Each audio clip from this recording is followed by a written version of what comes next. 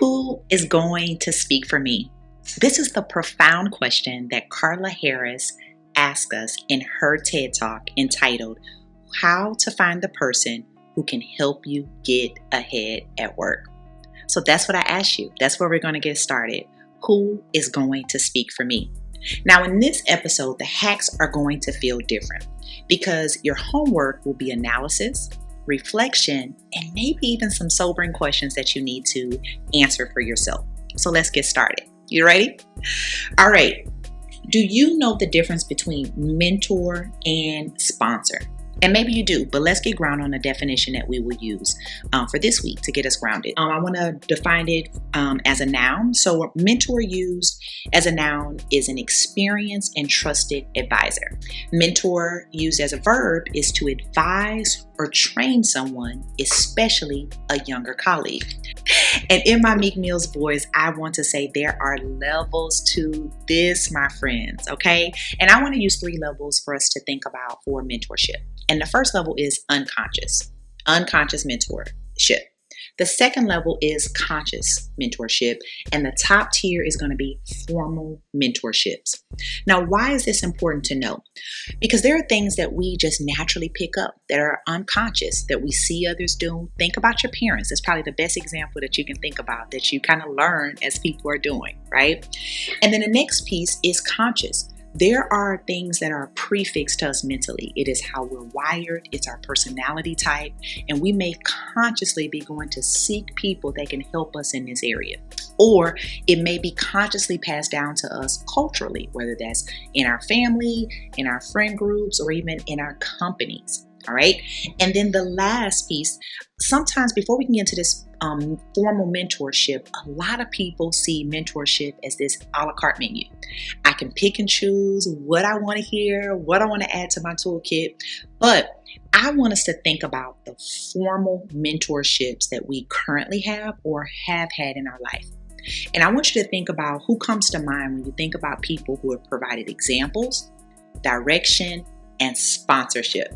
And this week, I want to take into account our personal performance and our relationship currency. And you may be thinking, how do the two of these go together? Follow me. So here's what I want you to do. This may be a good place to pause because I want you to literally take inventory of all of the currency, meaning what chips have I stacked up based on things that I have done well? What projects have I led? What things? And the other part is about relationships. What currency have I accrued based on the relationships that I have built throughout my career? And I'll be vulnerable here and share something that I'm currently working on. And it's around asking the right questions. And this may be important as you're coming up with your list. And I'll give you an analogy. You probably are very clear, and I'll use running because I'm a runner, as you all know, is the finish line is a very distinct place, right? If I'm running the 100 meters today, there's someone that's going to start this race and I know exactly where the end is going to be. However, if I'm not clear where the starting line is and where the finish line is, I may be unclear on what good looks like. So you want to get clear, right? That's a how question. So you want to make sure you understand how people are measuring this. So as you're coming up with your currency, you may think you have a great relationship with someone, but how are they measuring that? Okay, so here's a good pause point, and it's going to be critical for you to hear the tips I'm going to give you for the next portion of this episode. Who is carrying your name in the room? This was another profound question that Carla asked in her TED Talk, and I want us to answer it for ourselves this week. And if you don't know who is willing to make their name synonymous with yours, this may be another pause point because you need to know. You must know, I would say. And here's some things that is really important to understand. And this is how we'll connect our currency from our performance and our relationships. Because our performance, and let me define that, okay? How we define performance here at the 5-Minute Career Hack is very simple. It's how well you do what you do. Okay, whatever industry and whatever you do, right? But here's the deal about your performance. It gains you credibility. It gives you, this is an opportunity for you to get increased pay. The other thing your performance will gain you is exposure. But if you aren't clear on how or leveraging these things to cash in the chips for this, then you are not seeking out the right sponsor. or being clear on how you would get sponsorship. So I want to model for you how you would be able to cash in some performance chips to be able to seek sponsorship. So on the last proposal, I really took the lead and I felt like I delivered well above the outline goals. Would you agree? Awesome. Well, do you think I would be a good fit for department chair? If so, do you mind connecting me with who you think needs to know about my skill set? All right. Now that was pretty simple, right? As I was going through that example, but I want you to make it your own. I'm just providing a framework for you.